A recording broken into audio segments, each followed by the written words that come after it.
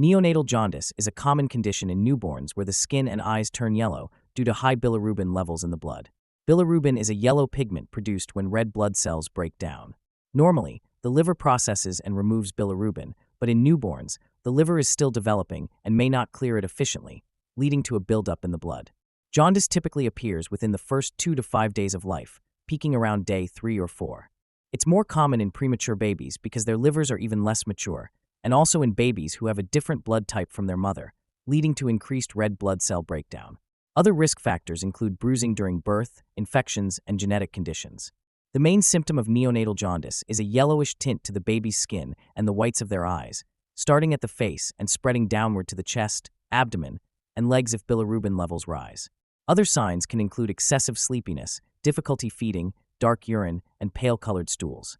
Jaundice is diagnosed by examining the baby's skin and measuring bilirubin levels with a blood test or a special light scanner.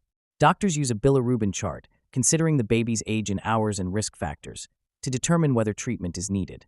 Most cases of neonatal jaundice are mild and resolve on their own within 2 weeks as the liver matures and the baby's body clears excess bilirubin. Feeding frequently, whether through breastfeeding or formula, helps because it promotes digestion and bowel movements, which eliminate bilirubin. Babies should be fed at least 8 to 12 times a day to encourage this process. However, if bilirubin levels get too high, treatment is necessary to prevent complications.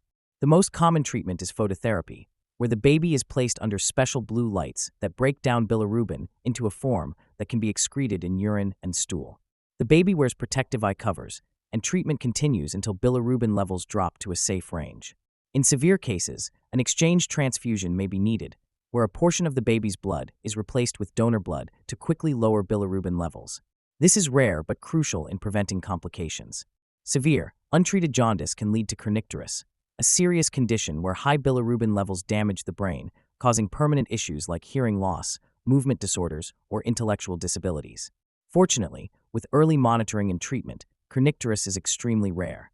Parents should watch for worsening jaundice, extreme sleepiness, difficulty waking the baby for feeds, a high-pitched cry, or poor muscle tone.